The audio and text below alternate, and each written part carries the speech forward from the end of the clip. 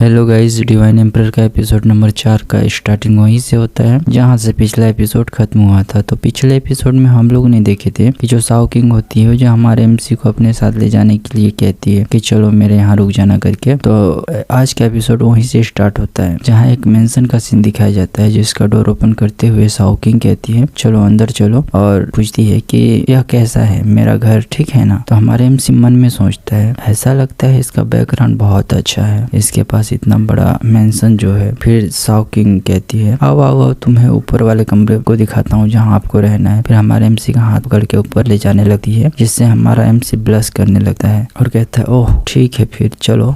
फिर Sao king ऊपर जाकर हमारे एमसी को इशारा करते हुए बताती है कि आपका कमरा है। तो हमारे एमसी मन में सोचता है यह मेरा कमरा है बट ये पड़ोसी वाला किसका है और इतनी कम दूरी वाला रूम। तो साओ किंग कहती है ओए हीरो क्या हुआ, कुछ गलत है क्या आप इससे खुश नहीं हैं? तो हमारा एमसी फिर अपना सिर हिलाते हुए कहता है नहीं नहीं नहीं नहीं सचमुच मैं बहुत खुश हूँ और इसके लिए आपको धन्यवाद। तो साओ किंग कहती है रसोई नीचे है, आप खाए हैं कि नहीं? फ्रिज में खाना भी रखा है और मैं जा रही हूँ बात लेने के लिए। फिर हमारा एमसी साओ किंग के बात लेने वाला इमेजिनेशन करने लगता है और कहता है हाँ ठीक है आप नहा लीजिए। गाइस देख रहे हो हमारा एमसी कितना ठरकी है। फिर हमारा एमसी मुंडी हिलाते हुए कहता ना क्या सोच रहा हूँ यार, इतना गंदा आदमी हूँ और मेरे जैसे बेघर को रहने के लिए छत दिया। और कहता है सबसे पहले मुझे खाना बना लेना चाहिए। फिर एकदम स्वादिष्ट खाना बनाने लगता है। तभी उधर से साओ किंग नहा के नीचे आती है और कहती है वाह कितनी अच्छी खुशबू आ रही है,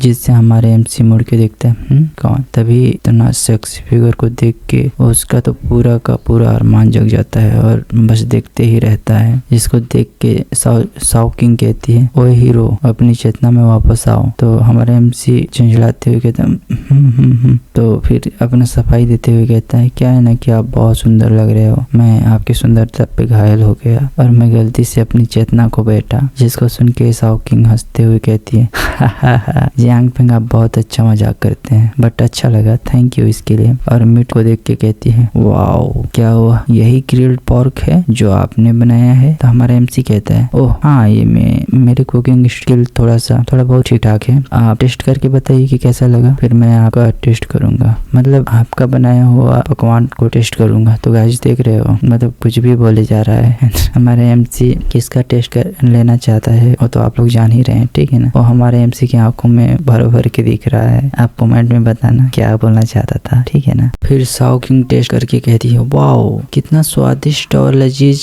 खाना है, मैंने और खाना है, और एकदम गप गप गप गप गप खाने लगी है। जिसको देख के हमारे एमसी कहते हैं अरे भाई रुक जाओ, थोड़ा हड़बड़ी मत करो, आराम से खाइए जरा, आपको किस बात का कंपटीशन है? आप ही का तो है सब कुछ, जितना मन करे उतना खाइए। फिर नाइट में हमारे एमसी का सीन दिखाया जाता है जो कल्टीवेशन कर रहा होता है और मन में सोचता है रिकार्नेशन होने के बाद मुझे सबसे शक्तिशाली टेक्निक को विकसित करना है। इसके लिए मेरे को एक अच्छी कल्टीवेशन टेक्निक ढूंढनी होगी बट इस अर्थ में आध्यात्मिक ऊर्जा बहुत कम है, यह उच्च स्तरीय साधना को सहारा देने के लिए पर्याप्त नहीं होने वाला है। मेरे लिए 9 डे टाइटेनिक मेथड कैसा रहेगा, वही यूज करता हूँ, एकदम सही रहेगा वो। फिर सम टाइम के बाद हमारे एमसी की आंखों में एक ग्लो ऑरा दिखाया जाता है जिसके बाद हमारे एमसी कहता है पूरी रात मैंने केवल थोड़ी सी आध्यात्मिक ऊर्जा एकत्र की है, पूरी रात कल्टीवेशन करने के बाद भी मैं पहले क्षेत्र तक पहले स्टेज तक कब पहुंचूंगा, प्राइमरी स्टेज के बाद ही मूल बातों तक पहुंचा जा सकता है। फिर सूरज को देख के हमारा एमसी कहता है अब मार्शल आर्ट अभ्यास करने का सही समय आ गया है। फिर वहां जाकर मार्शल आर्ट का अभ्यास करने लगता है और कहता है कि मेरे पास पूरी ताकत को सक्रिय करने के लिए पर्याप्त आध्यात्मिक ऊर्जा नहीं है, लेकिन अभी भी यह पृथ्वी के लिए पर्याप्त है। फिर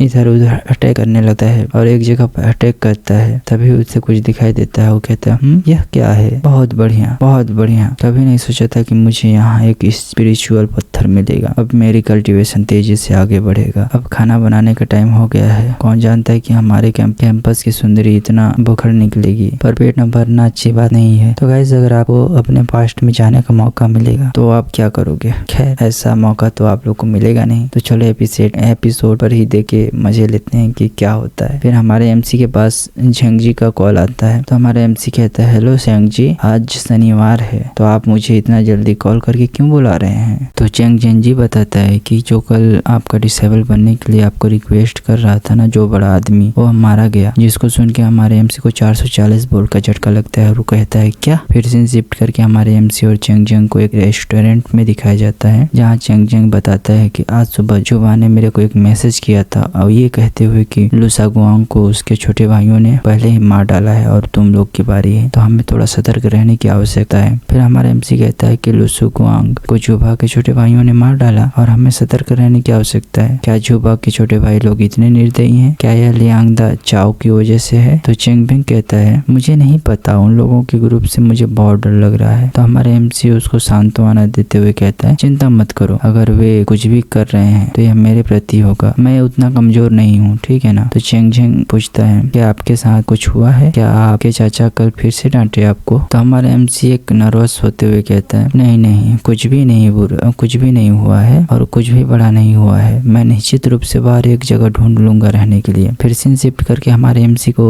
चेंग साओ किंग के घर की ओर दिखाया जाता है, ठीक है ना। और कुछ देख के शॉक होके कहता है ये क्या? और एक आवाज सुनाई देता है ओह डार्लिंग साओ किंग, अब मान भी जाओ यार। तभी एक जोर की आवाज आता है साओ किंग की कि लियांग दा चाओ, मुझे तुम्हें कितने बार कहना पड़ेगा कि तुम मुझे परेशान करना बंद करो, मैं तुम्हारी गर्लफ्रेंड नहीं बनूंगी। फिर हमारे एमसी को दिखाया जाता है जो मुंह बनाते हुए कहता है साओ यान। तो लियांग दा चाओ कहता है डार्लिंग मैं आपके लिए कुछ भी कर सकता हूँ, मैं दुनिया की हर चीज आपके लिए ला सकता हूँ, बस मेरे को आप एक्सेप्ट करके देखो। तो साओ किंग पूरे गुस्से में कहती है लियांग दा चाओ, अपने मीठे शब्दों को ना किसी और को झांसे में जाके फंसाना, ठीक है ना। मेरे पास ऐसे मीठी बातें करके मेरे को झांसे में लेने की जरूरत नहीं है, इससे मुझे कोई फर्क नहीं पड़ता कि आप कौन हो और आपकी स्टेटस क्या है। आपने मुझे पहले ही आधे साल से परेशान करके रखा है, कृपया आप तो छोड़ दो मुझे और मुझे जीने दो और मेरे को सावयान मत कहिए, हम लोग इतने भी करीब नहीं है कि आप मेरे को ऐसा कुछ नाम रखें। तभी हमारा एमसी वहाँ खांसते हुए कहता है जिसको देख के चेन साओ किंग हमारे एमसी से जाके लिपट जाती है और कहती है तुम कहाँ चले गए थे? सुबह से मैं आपको ढूंढ रही थी पर ढूंढ नहीं पाई। फिर हमारा एमसी ब्लश करते हुए कहता है सॉरी यार, मैं एक दोस्त से मिलने चला गया था, मैं आपको बिना बताए चला गया, इसके लिए मैं माफी मांगता हूँ आपसे, और मैं इसलिए आपको नहीं बताया क्योंकि आपको परेशान नहीं करना चाहता था। जिसको देख के तो लियांग दा चाओ की जल के खाक हो जाती है और कहता है